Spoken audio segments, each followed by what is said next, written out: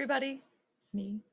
So, I want to talk today about Edmentum and the requirements. So, today in our meeting, we were talking about Edmentum, and this is Miller, Arazu's class or GED.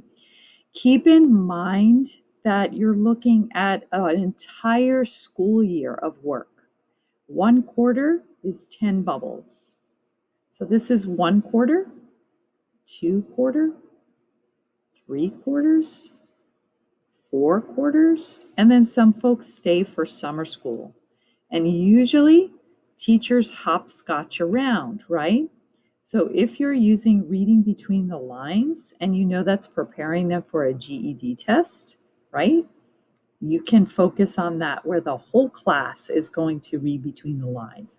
So something that they don't see is all of these bubbles, right? They can really get a sense of going in progression, making inferences. So what would be great is if Javier and Augustine and Maria and Melissa, if they were all on the same task during the same week, because then on Friday, you could link it to the Burlington Reader. That just makes teacher sense in my brain. But here's the problem. Jenna set this up, right? Remember, in the beginning of the year, I dumped the entire thing in there for you so you could see how much there was there. In our Wednesday training, what I showed you how to do is that you can go ahead and you can go back in here and you can edit the assignment. You can change the date so that it goes all the way out to May 21st, which is the last day, right? Or you can tick no due date. It's up to you. And then you can say, please complete one bubble task per week. 2 would, like the second one, will be extra credit. Whatever you want, guys. I'm not going to dictate it to you. The only thing I ask is that you just be crystal clear to the students. And then you can see that I took everything out except for this. So I took out all the FLA, the problem videos, then they won't be complaining. The video has a red button. How do I fix it? What do I do? You don't need all that.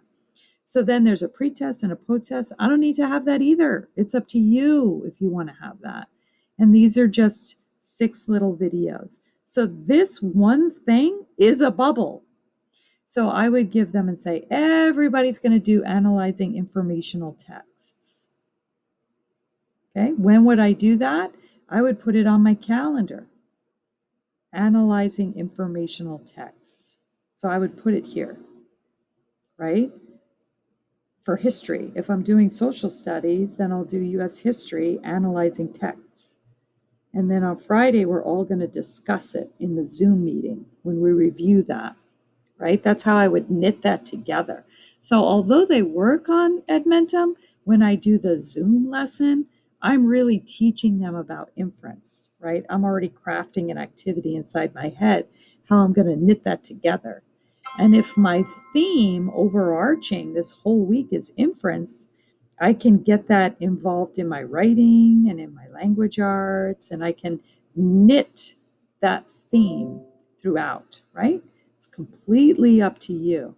But we were just looking at how to simplify so that the students, they're only seeing that over 3 weeks of time, as opposed to the entire school year and then some, right? The 40 bubbles, right? So if I'm a student, here's something that we trim down. And so this is a lot more manageable for the students, but I can still see that some students did not even engage, right? And so what we want is to be able to look on here and see that he mastered.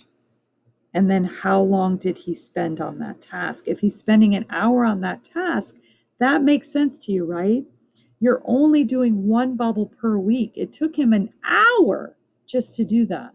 So if I don't give him a task, this is an entire semester, what I'm looking at right here, like a quarter.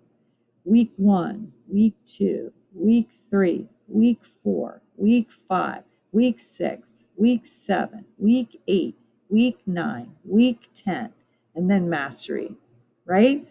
And that's one subject. So if I'm spending an hour every week on history, I certainly don't have a lot of time to do other things, right? So you've really got to chunk and make it manageable for them. One bubble, subject specific. So if I'm math, I've got one bubble. If I'm doing English, one bubble. And then I have to focus on the writing. I've got to. Every person in our program has to focus on writing. It's the overarching unifier. So if they're doing science and math, have their writing be about the subject of science, right? That just makes sense, right? Or workforce readiness. All right. There you go. Edmentum.